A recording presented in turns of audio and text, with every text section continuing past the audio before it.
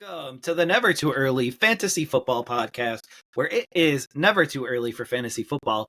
My name is Jeff. As always, thank you for downloading, listening, liking, and commenting on our podcast videos. Please join our community by subscribing to us on the socials. Our handle on all platforms is at N2E Fantasy. We are also available on all major podcasting apps by searching N2E Fantasy. Alex, what do we have on today's show? Today's episode of the Never Too Early Fantasy Football Podcast, we are breaking down the league news and signings, and we are also going to talk about remaining free agents that are out there waiting for a new deal, waiting for a new team. So, Jeff, let's get started with some of the deals here. And the Dolphins agreed to a 3-year contract extension with Jalen Waddle. Then we've also had Nico Collins get that extension as well. Yeah, I mean, he did exceed Nico a little bit. I don't think either of them are proven number one receivers. And you can make the argument with Collins that he did it last year. That was just 1 year. I need to see multiple years before I'm willing to make this commitment. But Waddle really never has done it. And with Tyreek, it does sound like they will be renegotiating Tyreek's deal at some point. I know he said this would be the last deal that he would sign, but now I think Waddle is making a little bit more money, a little more cash than him. They're going to be looking at him to potentially get a little bump up in some cash there. But there's no doubt in my mind that Tyreek is still the number one weapon in Miami. So I just don't really understand the big money to Waddle here. But maybe, and you can correct me if I'm wrong here, maybe the Dolphins are paying Waddle, Hill, whomever else that they're going to pay, Chubb, all of the stars, and then they're going to go with, this is our piece of the pie that we have left, Tua, and either sign it or don't sign it, but this is all we have left. Do you want to be part of this team or not part of this team? I think that there's a good case for that, and I just think also, I like Waddle. I think he's a good wide receiver, and if Tyreek wasn't on this team, I think he'd be a very good wide receiver one, so part of it is getting ahead of the marketplace. So we've seen the Dolphins do this with Waddle. We've seen the Texans do this with Nico Collins. We've seen the Eagles do this with Devonta Smith. More teams are going to try to. The Colts did it with Pittman. So the smart teams are trying to get the deals done early because we now have the top wide receiver contract that was just signed, and that's the Vikings agreed to a 4-year contract extension with Justin Jefferson, which pays him $35 million per year. So no team wanted to get in that predicament where they have to now overpay and outspend Justin Jefferson's contract. So the smart teams did theirs beforehand. So one, let's talk about Justin Jefferson, and two, curious about the fallout, so we can talk about some of the teams that are negatively affected because they've sat on their hands. So, Jeff, how do you feel about the Justin Jefferson contract? Is it a good deal? Is he worth the money? What do you think? I think they should pay him whatever it took for him to stay with the team. I think he's a generational wide receiver talent. He made Kirk Cousins look like $1 million, and Kirk Cousins now has signed a 4-year, $200 million contract to move on off of the Vikings. So hopefully you can do the same with Sam Darnold here. But I do believe that he's worth it. They're not going to be paying a quarterback for a while on this team. So it does make sense to allocate that money, that funds, to Justin Jefferson here. Now, this is interesting because Chase and Lamb will get similar deals to Justin Jefferson. But we'll see what their deals actually come in, if it's going to be a little bit more or if it's going to be a little bit less than what Justin Jefferson signed for here. But that you can kind of expect that to be the ballpark for these wide receivers. If it were me running the Bengals and if it was me running the Cowboys, it would be less than Jefferson because I don't think Lamb or Chase are generational talents that Jefferson is. But that's only because they haven't put it back. They haven't put it up in back-to-back years like Jefferson has. I think Jefferson's first 3 years were top 5 to 10 wide receiver numbers, and that's just crazy to get started. And last year he was hurt, and he was still in the top like 12 or 15. So can't stop Justin Jefferson. So I also really like Justin Jefferson and think he's worth it. Unlike the other two that you've named, he's proven that he's almost quarterback proof. Yes, he gets a little bit dip in the numbers, but it's still really good numbers. And I think that he's a more well-rounded wide receiver than those two.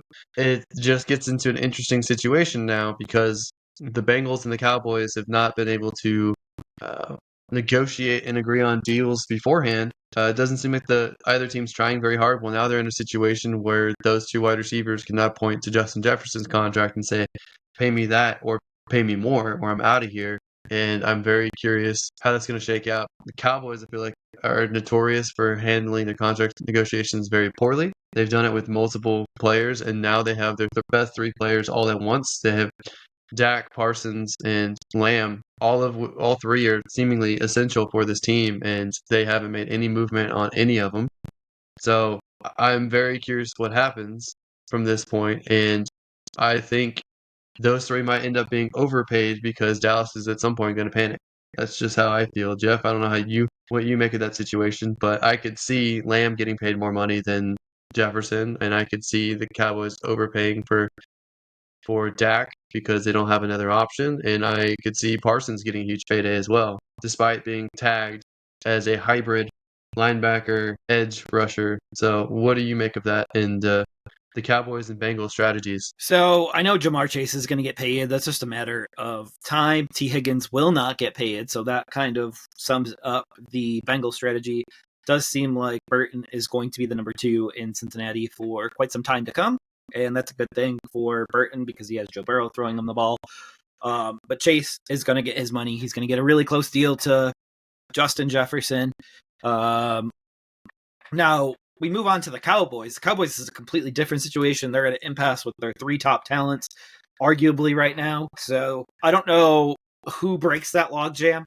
I don't know how they break that logjam. I don't know if they can get all 3 done at this point, which is Micah Parsons, CeeDee Lamb, and Dak Prescott. So the way that I would prioritize them is I would get that star wide receiver under contract, cheap or young star receiver under contract, won't be cheap. Get Micah Parsons under contract, need that pass rusher, and then perhaps you go after random quarterback next year that's a free agent because there's going to be like free agent quarterbacks out there that also have Trey Lance, which you have brought to my attention that locally there is a lot of buzz around Trey Lance, which I believe that did exist in San Francisco too a few years ago, but here we are. But he's entering a contract year as well. Dak's kind of got the Cowboys a little bit over the barrel here because there's nothing the Cowboys can do to keep him next year. So if they decide to ride this out and they want to keep him next year, but Dak doesn't want to stay, they can't tag him. They can't do anything to actually force him to stay next year. So they're working here kind of against themselves. So he's the one person that they cannot franchise tag out of this. Yeah, they need to make a decision whether they want Dak or not. And if they want Dak, they need to go ahead and pay him because dragging it out and waiting till next year isn't likely to work in their favor unless he just completely tanks in value, which is hard to imagine. But I agree. I think CeeDee Lamb should be priority number 1 as far as who you want to definitely make sure that you keep. Parsons, I think he can have some clashes with the coaching staff there. So if he's a really good player, so you either need to decide, is the talent worth it or is he too much of a headache? And then you should probably move on from him and try to get something out of it if you can. But either way, whatever they're doing, I feel like is wrong. Just letting all 3 of these sit here. So if I were looking at my crystal ball, and I know the talking heads have already said that he could be going to the Giants with Bill Belichick, Dak Prescott could be doing that. I don't see that happening. What I see potentially happening over the next 9 months here is Derek Carr falls on his face yet again, and they fired Dennis Allen, and Derek Carr gets cut from his contract, and that leaves a dumb spot open for Dak Prescott and a new head coach. Maybe like a Ben Johnson. Like, you never know. Like, it could just be something so crazy like that. Because I know how much you think of Ben Johnson in the offensive scheming, but then you would be walking into Kendra Miller because I would assume Alvin Kamara's last year with the Saints is going to be this year, like contract wise, age wise. It's just, we're getting towards the end of it. So it could be Kendra Miller, Chris Olave, Dak Prescott. Like, that would be quite a team to be building around in 2025 with Ben Johnson. Like, just spitting people out there, but we'll I don't see. think the Raiders with Devontae Adams would be a good spot. Yeah, but Adams is aging, so we do have to take that into consideration. Also, another dome spot. So yeah, absolutely, there could be a spot right there. But I know Minshew's going to get and keep this job for the foreseeable future. I'm not convinced he's going to get the starting job, but they certainly wanted to ensure they had a quality backup if anything happened to Aiden O'Connell. They're going to give the Aiden O'Connell a shot, and then if he doesn't work out, they'll rely on Minshew, and then if they have a bad season, either they're drafting or they're going after the best available free agent quarterback.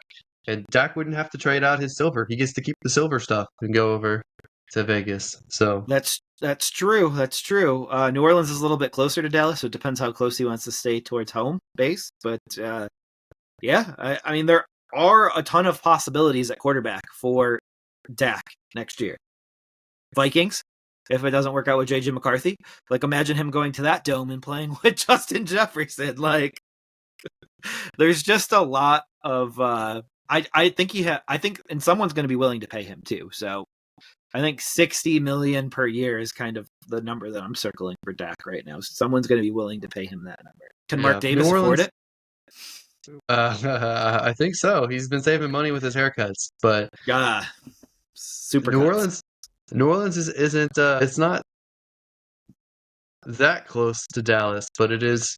It is 10 hours closer than Vegas. It's not that much closer, but 10 hours. Well, it's 7.5 hours away from Dallas versus 17.5.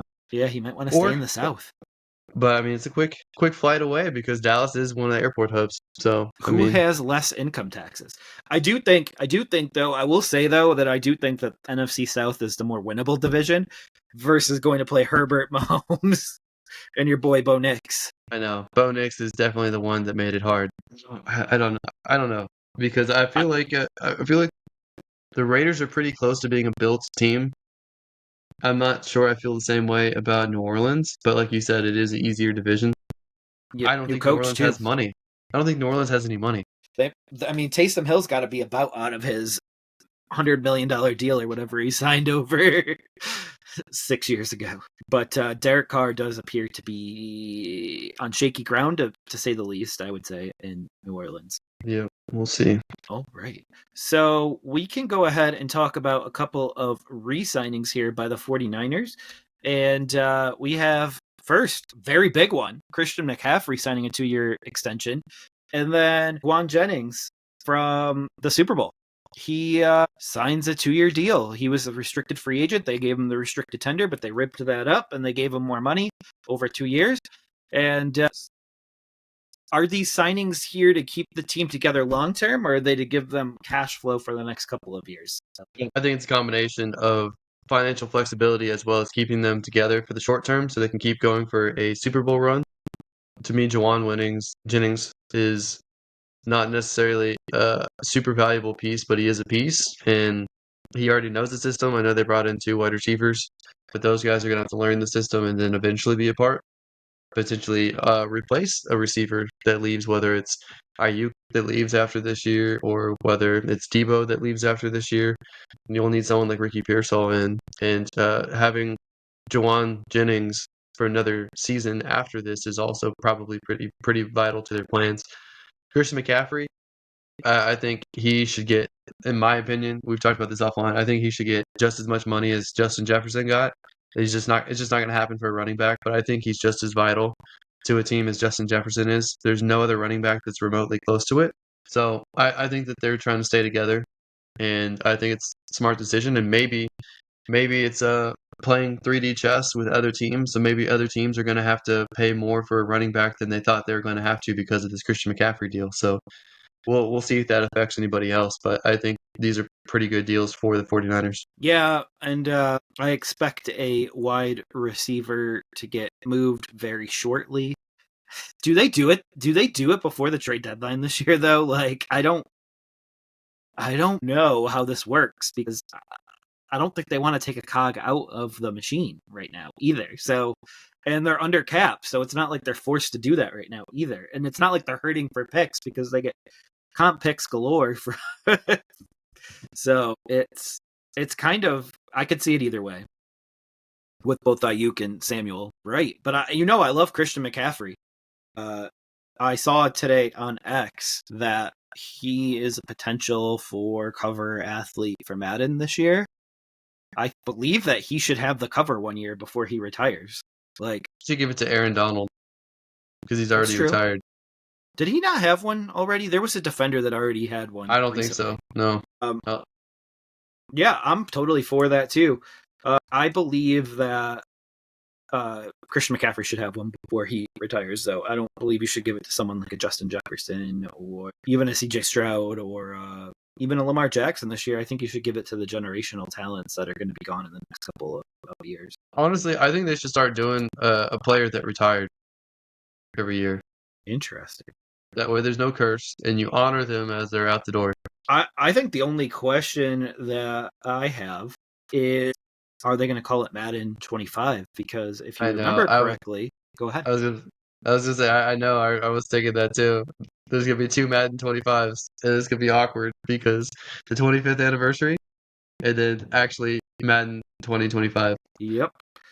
So I get confused if they're going to call it that, but they're going to reveal the cover athlete here on June 13th. So it's coming up very shortly. And I'll be on the lookout for this, and I know you will be too, because we're just I know you don't always buy Madden anymore, but I do, and I still really like Madden, and but I also care who the cover athlete is. I like Josh Allen last year, but I probably would have went with some older folks last year if I was thinking about it more clearly. Listen, I still don't have a new system, so I won't be buying games until I get a new system.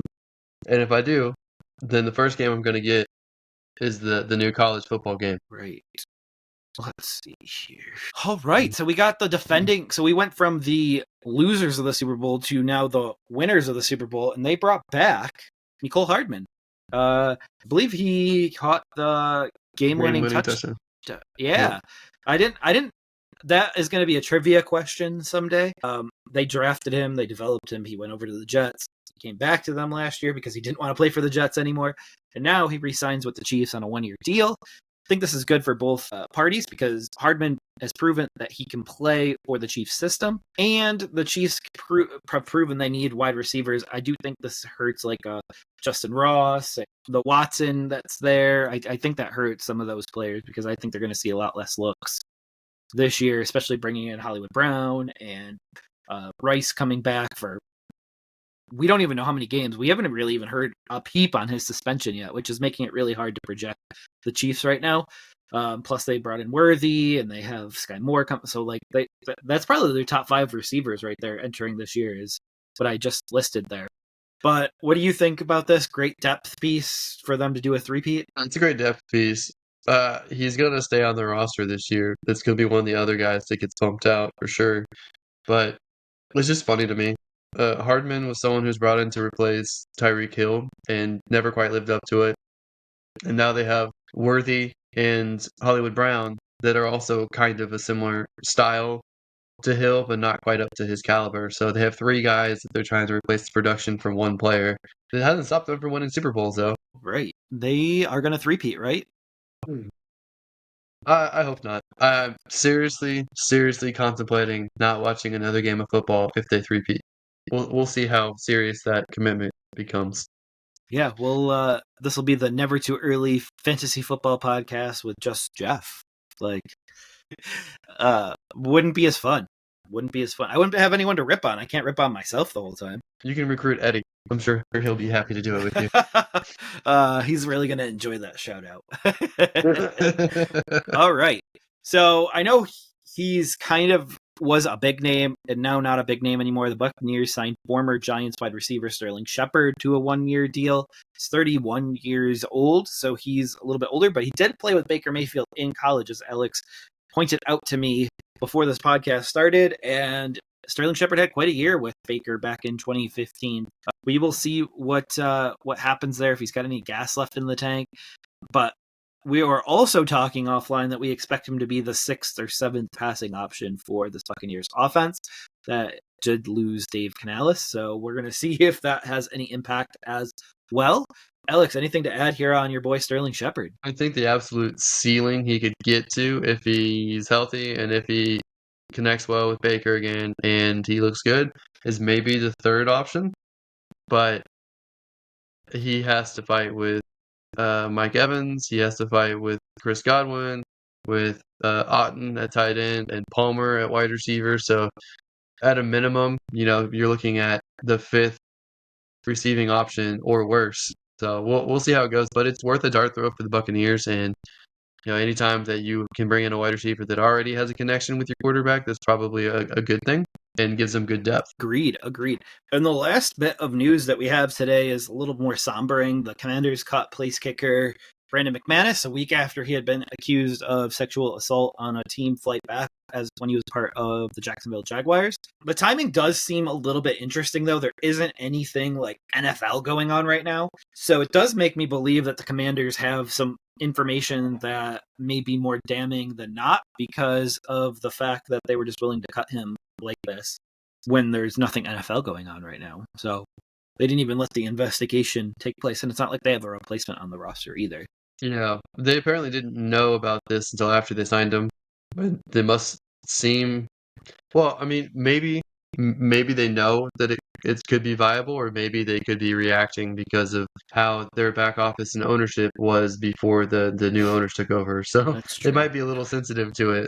That is true. I didn't think about that. And I do think this is the last that we'll probably talk of Brandon McManus in the NFL. He's not exactly a spring chicken, but I do expect him to potentially never get another opportunity again in the NFL, especially at the age of 33 before the season starts. Well, Jeff, we've got some elder statesmen that are waiting in free agency to get a call back. So, Jeff, out of the offensive remaining free agents, who do we have that we think should already have a job, and where do we think they'll end up? Do we think they'll end up somewhere? So we're going to go position by position here, and we're going to start with the quarterback position. And the only remaining viable option out there is Ryan Tannehill. And the only reason he's viable is because he does have considerable starting experience in the NFL, and he had starting experience as late as last year. So that was his job before Levis came in and decided to start actually performing decently and throw for 4 touchdowns in his debut. But he's a little bit of a mobile quarterback, and we all know that aging quarterbacks, mobile doesn't really go well together. Also, I don't really see a great spot for him right now. The only question marks that I have right now in the NFL is like Tennessee with Will Levis, but I don't see him going back there. Giants with Jones and Locke, and I just don't think he can perform well in the cold, if I'm being very honest right now. I actually think Jones and Tannehill are similar style of quarterbacks, and that is really about it that's hurting. And I think the Raiders are fine with Minshew and O'Connell going into this year. Do you see any other location that I missed here for Ryan Tannehill? No, not really. Yeah, I think the NFL is going to force him to retire by not signing him anywhere. Like, he's going to have a Matt Ryan retirement next year. Matt Ryan retired this year because no one wanted to sign him last year. I think the same could be said for David Johnson as well. So I think he might be an NFL forced retirement, but I do think you'll hear next year that Ryan Tannehill has decided to retire from and it won't be his decision. All right. You said that there was no spring chickens on this list at all. They're all old players out to pasture, but we have 24-year-old, 2-time Achilles tear, Cam Akers on the list, running back. Alex, where do you see as a spot for Cam Akers right now in the NFL? Are there any teams that are hurting for running back that could take a risk on a former starter, a 24-year-old, and they could use a starting running back? Man, I don't know if there's a good spot for him. You want to add him to Dallas, don't you? I don't think he's good enough or healthy enough or stable enough to physically to be able to have starting minutes anywhere. So I think he at most would be a rotational guy, maybe a second or third guy in a rotation.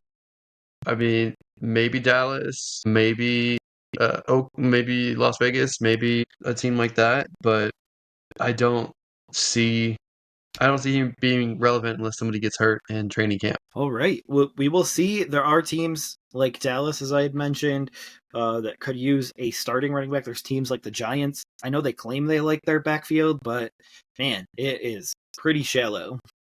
But other than that, I really don't see a starting spot for him. So moving on to a former star, Delvin Cook. Do you see a spot for Delvin Cook? Speaking of star for Dalvin Cook, I could see him going to the Cowboys. That is, to me, the most likely place that he could go. I don't really see much out there for him. He's obviously not going to go to the Bills. The Bills just brought in 2 more running backs. It'd be weird kind of seeing him go back to Minnesota, but I think Minnesota has Aaron Jones and your guy there as well to back him up. So Tyson Chandler? Is that Ty. Ty Chandler? Tyson Yep. Chandler was a basketball player. My bad. Yeah, I could see that as well. I think that just muddies the water with Ezekiel Elliott, though, because I wouldn't know who to start between the two of them. Or draft. I guess first, before we get to starting players, we would have to get to our fantasy drafts first. So just something to be on the lookout for. And then we have Joshua Kelly. This one's actually a little bit surprising to me because I thought that he did well in some spot start action with the Chargers last year, especially when Eckler went out. I don't think he's a world beater. I don't think he's a starting NFL running back, but to tell me that he cannot even get a backup running back gig or a pounder gig somewhere, it seems kind of crazy. He's only 26 right now, and I just don't understand how someone goes to a part-time starter to nothing right now.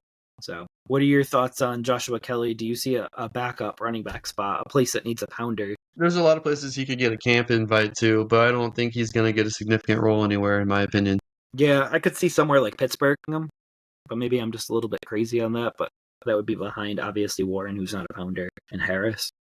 But that would just take away goal line carries, I assume, from Najee Harris. So I don't like that. What about Kareem Hunt? Do you think Kareem Hunt could rejoin the Cleveland Browns? For the second time? Yeah. He rejoined them last year after Chubb I feel like went it's down. between the Browns and the Cowboys. Again, this is another guy that the Cowboys could bring in. Yeah, I think because he took such a backseat to Jerome Ford last year, I think that he's probably seen his last NFL snap. I think, on the other hand, I think Fournette has also seen his last NFL snap. He couldn't even really make it with the Bills, who actually needed a running back of his style and type. So that is an interesting little bit there. But Kareem Hunt, I think we've seen his last NFL snap, and I don't really see him signing anywhere else. And it's a little bit sad and a little bit funny because, I mean, he's going to be 29 as before the season starts here. But if you remember 2 years ago, he was needling the Browns for a contract extension, like a big one. And now here he is. No one wants to sign him. So just kind of out of nowhere. You can lose it really quick. Well, these running backs all have something in common, and that's they all look a little slow, and that's why they haven't been getting any deals. Hey, Akers is just missing 2 Achilles, and he would be really fast if it wasn't for his 2 Achilles. I mean, that's unfortunate that happened to him, but the reality is what it is, and it stinks. It does stink. The last one on there, and I think it's boom or bust to the Chiefs, and I think it's Jerick McKinnon. And but I do think his last game was the Super Bowl, and I just don't think we've seen his retirement just yet. But I do think his last game was the Super Bowl, and he played hurt during the Super Bowl, and he was just trying to do whatever he could to get out there and play that last game, and he did it. So I'm a little baffled that he hasn't called it a career yet. Like, is he still planning on coming back and playing, or I just don't understand where his head's at right now. I don't know, but I could totally see him getting a phone call if something happened to Clyde Edwards-Helaire, who they extended for some reason, and Pacheco. If something happens to those two, I could see McKinnon being brought back in. I just don't see very many teams interested at this point. Agreed. All right, Alex. All we have left now is wide receivers, and there's not very many of them. Who do we have on the wide receiver market? Do we want to go through all of them at one time or one by one? Totally up to you. Tee it up. So, Thomas is still out there. Russell Gage is out there. Hunter Renfro's out there. Jarvis Landry's out there. For Jarvis Landry's, I think the only one that's gotten the sniff out of these wide receivers. But do any of these guys have anything left? And where could you see them playing? So there are teams that need another wide receiver. I only have Minnesota with 2 viable wide receivers right now in Jefferson and Addison. They lost Osborne in the offseason. So I just don't see, I see them as a spot where a Hunter Renfrow could go to and be their 3rd wide receiver. I could see Russell Gage go there, be a veteran 3rd wide receiver. Unless they have someone on the roster that I just haven't found yet. I think there's still targets and yards in Atlanta. I would like to see them grab someone like a Hunter Renfrow. That I don't think they have anyone like his type on the roster right now. They have more speed guys and Drake London, which is an alpha. Alex, what do you see that I have said and see differently? Well, I can't see what you said, but I really like the idea of Michael Thomas to the Ravens. I just don't know if that's something that they will entertain. Just because I think of like Anquan Bolden and I think of Derek Mason, veteran guys that they acquired that were really good. I think he would be interesting to have opposite of Trey Flowers and Bateman there. So I think he'd be a nice balance, a nice counter to those guys. And I think he would want to be in a situation where he could win like that as well. Russell Gage, Hunter Renfrow, and Landry to me are probably veteran guys looking for slot work somewhere, but I don't know how many teams need that at this point. I think Russell Gage probably gets a camp invite. I think Hunter Renfrow, maybe a place like the Cowboys. You might have said that already. Yeah, maybe a place like the Cowboys, maybe a place like the Bills. Both those places had a Michael Beasley, who was a really good Cole Beasley. That was a really good slot receiver. And I think Hunter Renfrow is kind of a similar style guy to that. So that could be useful. So these guys, I think that there's a place for them, but nobody wants to shell out cash for these guys at this point. No, and why would they? It does seem kind of pointless, but I do think they will sign somewhere. I just don't know where, and I don't know for how much. I could see Michael Thomas going to Buffalo and being their number 1 this year, and then have Coleman kind of take over that role next year. I could see, I could see a lot of things happening. I couldn't see Michael Thomas going to the Vikings and playing behind Justin Jefferson and Addison. It just doesn't feel particularly right or kosher. So, but yeah, that's kind of how I see that so far. But we'll see if these guys get any camp invites. I think the least likely person to get a job here this year might be actually Michael Thomas, just because of his name value. But I think out of ability, I think Russell Gage would be one of the least likely to get a job here. And even Jarvis Landry, as you had mentioned, I think he's a little bit on the older side. I think injuries and personality concerns might be a detriment to Michael Thomas, but you got to remember, like 4 years ago, we were thinking of him as the best wide receiver in the league. So it's quite the drop off. We'll see if he can catch on somewhere. I hope he can.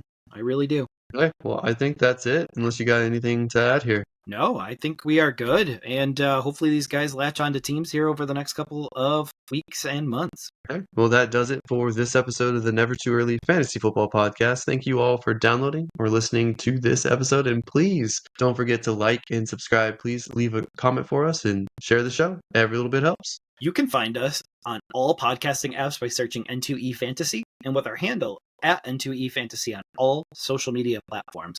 Please join our community and give us a follow. Until next time, take care of yourselves and remember, it's truly never too early for fantasy football. Thank you again. Bye, everybody.